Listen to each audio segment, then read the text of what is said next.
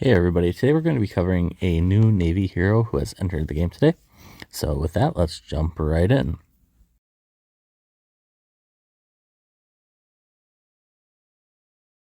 The first thing we're going to cover is how to unlock her. So there's two different ways to unlock her. First is to go into your valuable events, and you can purchase her for whatever your currency may be. Currently for US dollars, she costs $19.99. You get the 10 shards, which is what it requires to unlock her. If you click the little right arrow there, you can see her skills.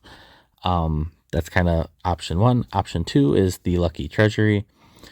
I always click the skip animation button, which hides up here.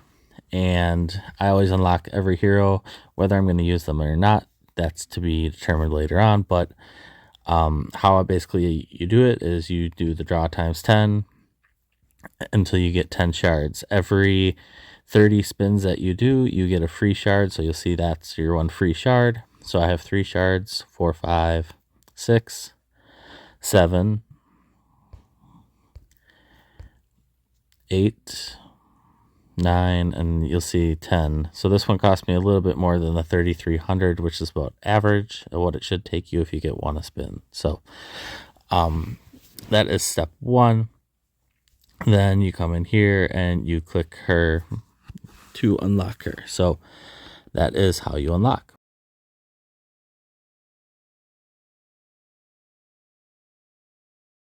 Next, we will be covering how to, or kind of her description of what she does. So you can see when you click into her, she is a little bit higher war than defense hero, commands typical for an orange SSR hero. And how her 5-star skill reads is at the beginning of the battle, your naval units receive 36% indestructible effect. After one round, the indestructible effect will be gone, which is pretty standard. When a naval unit makes a regular attack, there's a chance to trigger the skill and attack 4 random enemies, dealing 80% damage to each of them. It will also add a 15% attack debuff to the targets it hits. This effect lasts one turn and cannot be stacked. So basically, she is a trigger hero. Her skill is very, very similar to Shinji.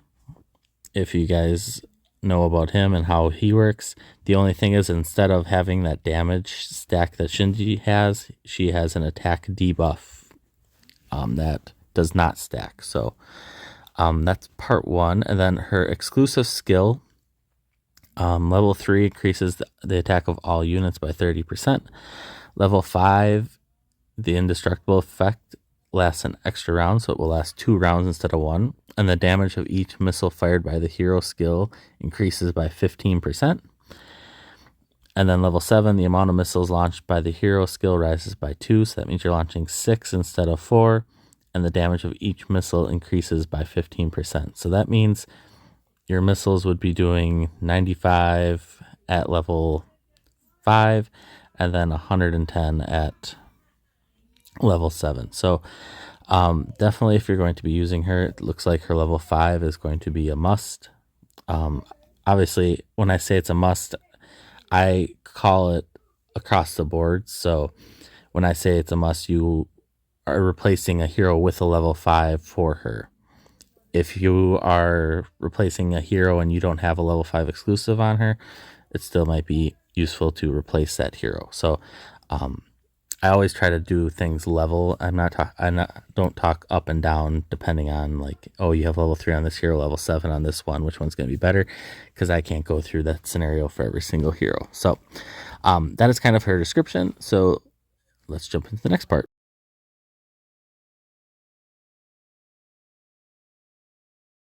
So the hero march possibilities and kind of how to use her, you'd want to use the same typical skills. You want to get her exclusive level 5 at minimum, possibly.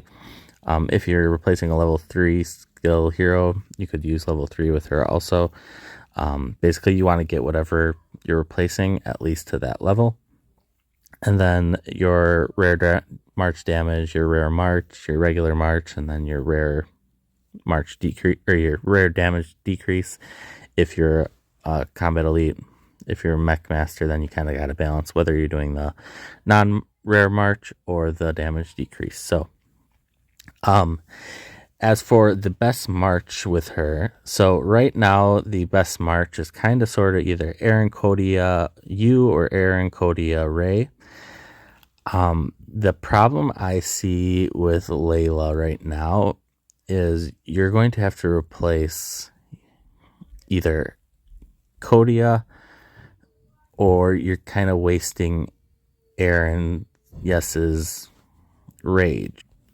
So it kind of puts you in a tough bind because replacing Kodia means you're losing your attack buff, which is kind of a big thing to have. She's kind of your boost hero right now. If you replace you, then Aaron's additional rage skill that she gives to other heroes is kind of wasted. And it doesn't go to her, so basically it's just completely wasted. And if you replace you, which is kind of where I would lean if I'm going to replace, is to replace you or Ray in this instance. You're not really losing anything in terms of what they give. You're definitely gaining, but you're not really taking full advantage of your other heroes. So Layla for me at least right now, I think I'm just going to kind of back pocket her until we get a lot more testing done to see if she is going to be a good replacement for you and Ray, even though you're not going to be maximizing Aaron's exclusive skill itself. But as for kind of testing her, I'll kind of show you guys a quick Warzone hit here to see how things go. I don't want to hit air, sorry. Here we go. And we will replace you just kind of like I spoke about. And obviously she doesn't have any skills or anything like that. Oops. So I'm just doing this because I want to see just how often she triggers. Obviously this is just one test, but at least this will give you kind of a balance of, okay, here's kind of where she's going to be going off of for testing. Does she trigger every single tile here, or does she kind of trigger pretty similar to most trigger heroes where it's like that 33 to 40% range, depending on the hero. So let's see, can we speed this up? No, we can't speed up live attacks more than 2%. So obviously I probably shouldn't have attacked Dirty Nun. He's gonna put a whooping on me very quickly, even with his army. But you'll see, kind of looking at Erin and her rage building up right now, she has 7. She's going to trigger here shortly, and it's not going to basically do anything. And we're not even going to get to see her trigger, which kind of shows that we're at 3 tiles now, and she hasn't triggered yet. So there's Kodia triggering. And she still hasn't triggered yet. So that's not promising already that she's not triggering that often. Oh, so there's one trigger. So something to note is just kind of how often she triggered so far. So I think she triggered once here, and we're on 5 tiles. So we're gonna end this here. Let's see if we can find another person, and I'll test this and I'll tell you guys how it works out. So after testing about 3 or 4 more times, with all my Warzone attacks, she triggered about 10% of the time. So her trigger rate's definitely so far way down there. Hopefully that's not true and I just had some bad luck, but I'll keep you posted if I find anything else. I personally am just kind of going to back pocket her until other things, because I'd rather work on getting my exclusive, the heroes that I have higher, than keep replacing with new heroes. So I hope this helps you all decide on what you're going to do with Layla.